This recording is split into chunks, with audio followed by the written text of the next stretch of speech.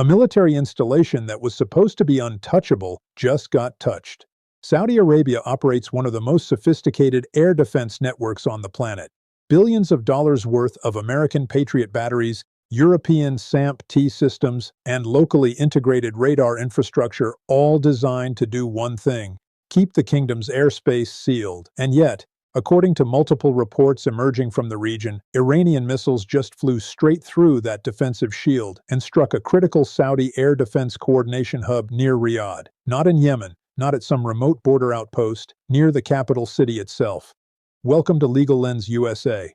What you are about to hear will completely change how you understand the balance of military power in the Middle East right now. Before we go any further, if you are new here, hit that like button and subscribe right now, because we cover stories like this before anyone else does, and we break them down in a way that actually makes sense. Somewhere in the desert landscape surrounding Riyadh, there exists a network of military facilities that most people will never see and whose exact locations remain closely guarded secrets. These are not ordinary military bases. These are air defense coordination centers, the nerve centers that tie together Saudi Arabia's multi-billion-dollar investment in protecting its airspace. Imagine a facility housing advanced radar systems, satellite communication terminals, command and control infrastructure, and the human operators who monitor every aircraft, every missile, every potential threat within hundreds of kilometers. The walls are reinforced concrete. The critical systems sit underground or within hardened bunkers, designed to survive everything short of a direct nuclear strike. Backup power systems ensure continuous operation even if the electrical grid fails. Redundant communication links connect these hubs to Patriot battery sites, to fighter squadrons at air bases across the kingdom, to American military advisors, and ultimately to the highest levels of Saudi military command. The strategic importance of such facilities cannot be overstated. Saudi Arabia has spent decades and tens of billions of dollars building what defense analysts often describe as one of the most comprehensive, integrated air defense systems in the developing world. American-made Patriot batteries form the backbone, capable of engaging aircraft and ballistic missiles at various ranges and altitudes. European systems provide additional layers. Locally developed radar networks fill gaps and provide early warning. All of this infrastructure requires coordination. Individual batteries and radar sites feed information to centralized hubs, where human operators and automated systems create a unified picture of the airspace, identify threats, assign intercept responsibilities, and coordinate responses. Without these coordination centers functioning properly, the entire system degrades into disconnected pieces operating independently with dramatically reduced effectiveness. These facilities sit within heavily restricted military zones surrounded by multiple security perimeters. Access requires top-level clearance.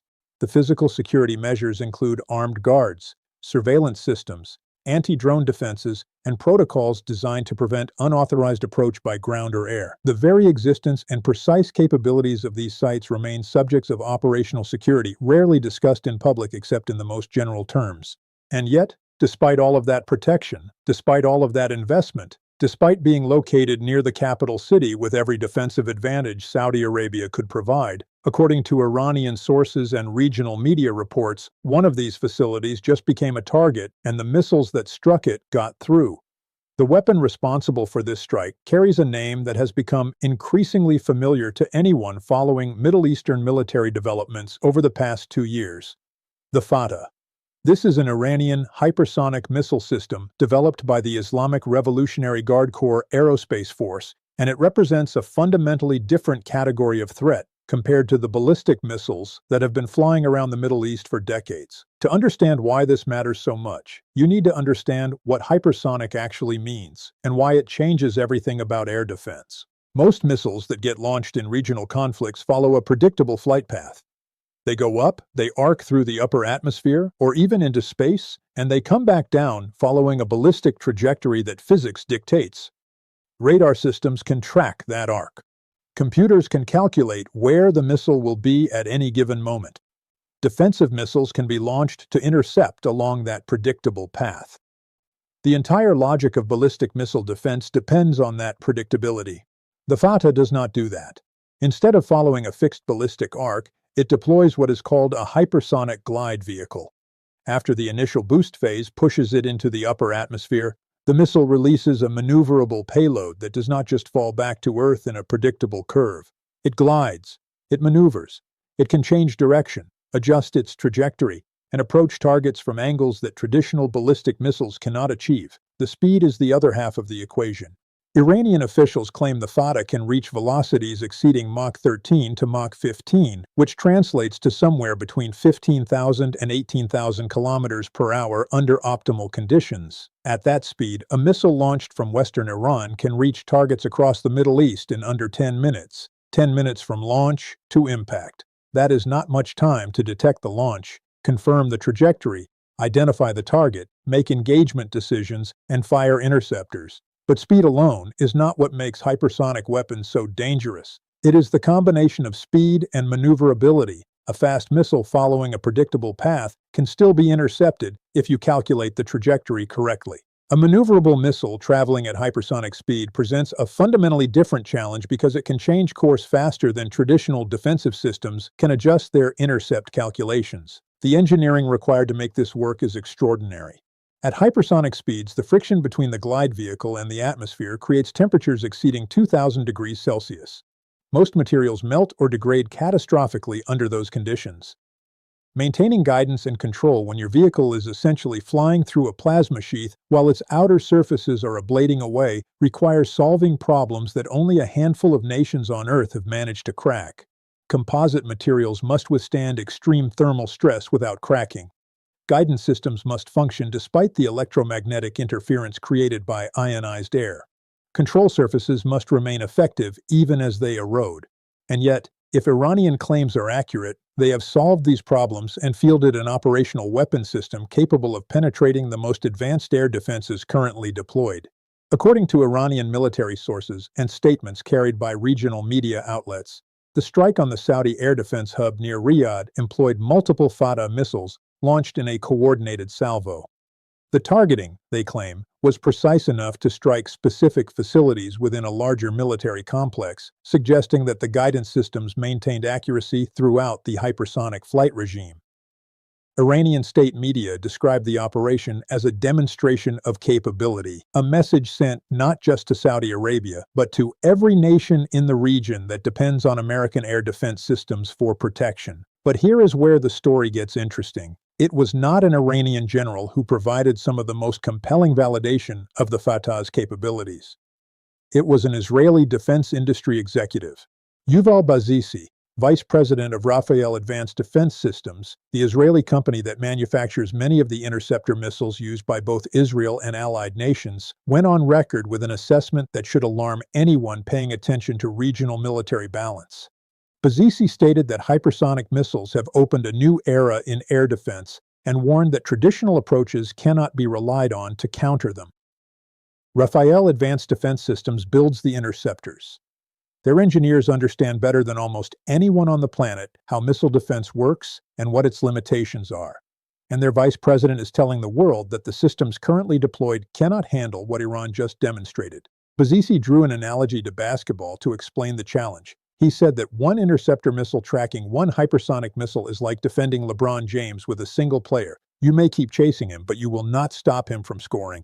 That analogy comes not from Iranian propaganda, but from the executive of an Israeli defense company whose business depends on selling effective missile defense solutions.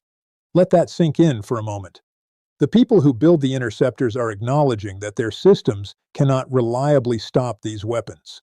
You can throw defensive assets at the problem, you can launch multiple interceptors, you can try to predict the trajectory, but a maneuverable hypersonic glide vehicle operating at Mach 13 or higher will get through current defenses more often than it will be stopped. What does this mean strategically? This is where the story goes from shocking to genuinely alarming. The entire architecture of military security in the Middle East for the past 3 decades has rested on a set of assumptions about American and allied air defense superiority. Saudi Arabia, the UAE, Kuwait, Qatar, Bahrain, all of these nations have invested billions in American Patriot systems, THAAD batteries, and integrated radar networks based on the assumption that these systems provide reliable protection against regional threats. Israel has developed and deployed Iron Dome, David's Sling, and arrow systems, creating a multi-layered defensive shield based on similar assumptions. The United States has positioned Patriot batteries and THAAD systems at bases across the region, confident that these assets provide meaningful force protection. The successful penetration of Saudi air defenses near Riyadh challenges all of those assumptions. If a coordination hub located near the capital city, presumably defended by some of the kingdom's most capable Patriot batteries and radar systems, can be struck with precision by Iranian hypersonic missiles, then what other targets across the region remain vulnerable? Every American military base in Qatar, Bahrain, Kuwait, and the UAE operates under the assumption that Patriot systems provide adequate protection. Every Israeli military installation relies on multi-layered defenses that were designed before hypersonic maneuverable threats entered the equation. Every major oil facility, every port, every critical infrastructure node across the Gulf states suddenly exists under a threat profile that existing defenses were not designed to handle. Implementing a defensive system capable of reliably countering hypersonic threats is not a matter of software updates or tactical adjustments. It requires fundamental technological breakthroughs and enormous financial investment. Israel has reportedly begun developing what they call a zone-based interception approach, attempting to create defensive fields rather than relying on single interceptor engagements. But even with unlimited funding, such a system would take several years to develop, test, and deploy. Defense analysts estimate the cost would run into the tens of billions of dollars. And in the meantime, Iran's Fatah arsenal represents a persistent threat to targets across the entire Middle East, with very low probability of successful interception under current defensive configurations. The implications extend beyond the immediate military balance. Oil markets have already shown sensitivity to escalating tensions in the region.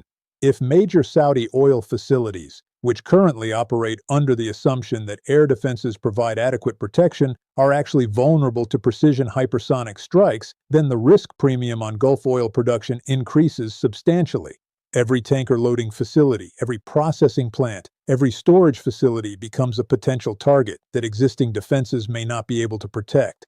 That risk calculation flows directly into global energy prices and therefore into inflation rates, transportation costs, and the price of essentially everything that moves by road or sea. For the United States, the strategic implications are equally direct. American military presence in the Middle East has always rested partly on the assumption that advanced technology provides asymmetric advantage over regional adversaries. If that technological advantage in the air defense domain has been effectively neutralized by Iranian hypersonic capabilities, then the calculus of what it means to maintain forward-deployed forces in the region changes fundamentally. Bases that were considered reasonably secure now operate under increased threat. Force protection requirements increase. The political and military risk of maintaining those positions rises, and the confidence with which American military planners can assure regional allies of their ability to provide protection decreases. According to Saudi Arabian officials and statements released through government channels, the kingdom's air defense systems performed as designed and successfully intercepted all incoming threats. Saudi military spokesman emphasized that no significant damage occurred and that defensive systems engaged the missiles at appropriate ranges. Regional allies, including the United Arab Emirates, released statements expressing solidarity with Saudi Arabia and confidence in the collective defensive capabilities of Gulf Cooperation Council nations. American military advisors stationed in the kingdom reportedly praised the performance of Patriot batteries and the training of Saudi operators who managed the engagement. The conflicting narratives, Iranian sources claiming successful strikes on a critical air defense coordination hub, and Saudi authorities denying that any significant damage occurred, create an atmosphere of uncertainty that characterizes much of the information environment surrounding military developments in the Middle East. Both sides have strong incentives to shape public perception. Iran benefits from demonstrating capability and resolve, sending messages to adversaries and allies alike about its growing military sophistication. Saudi Arabia benefits from maintaining confidence in its defensive systems and avoiding any appearance of vulnerability that might embolden adversaries or concern allies. For many observers, the specific outcome of this particular engagement, whether the strikes achieved all of their claimed effects or whether Saudi defenses performed better than Iranian sources acknowledge, matters less than the broader implications. The mere fact that Iran apparently launched hypersonic missiles at a target near Riyadh represents a significant escalation in the types of weapons being employed in regional conflicts. The fact that serious defense analysts and industry executives acknowledge that current defensive systems struggle against hypersonic maneuverable threats remains true regardless of whether this specific strike achieved maximum effect. The strategic reality that Iran has developed and apparently operationalized weapon systems that fundamentally challenge existing defensive architectures persists whether or not Saudi Arabia successfully mitigated this particular attack. In the absence of independent verification from neutral third parties, which is unlikely to be forthcoming given the operational security surrounding such facilities and the geopolitical sensitivities involved, the truth of what exactly happened near Riyadh remains contested. But the significance of the claimed engagement and the broader context of Iranian hypersonic weapon development cannot be dismissed simply because the specific tactical outcome remains uncertain. So where does this leave us? It leaves us at a moment where the military balance in the Middle East has shifted in ways that existing defensive investments have not kept pace with. It leaves us with the understanding that one weapon system, the Fatah hypersonic missile, has fundamentally changed the conversation about what can and cannot be protected with current air defense technology. A Saudi air defense hub that should have been among the most defended targets in the kingdom was reportedly struck. The defensive systems that cost billions of dollars and were supposed to provide reliable protection apparently did not prevent the engagement. And the company that builds many of those defensive systems has gone on record to say that traditional approaches cannot reliably counter hypersonic threats.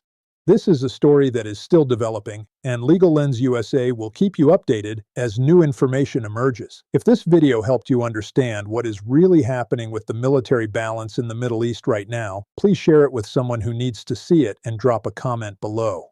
Do you think Saudi Arabia and the United States have a credible answer to Iran's hypersonic capabilities right now? Let us know what you think, because this conversation matters and your perspective matters. What we are witnessing is the practical demonstration of technologies that defense planners have been warning about for years. The answers are not clear yet. The defensive solutions are not deployed yet. But the question has been asked loudly in the skies near Riyadh, and every military in the region is now absorbing what that means.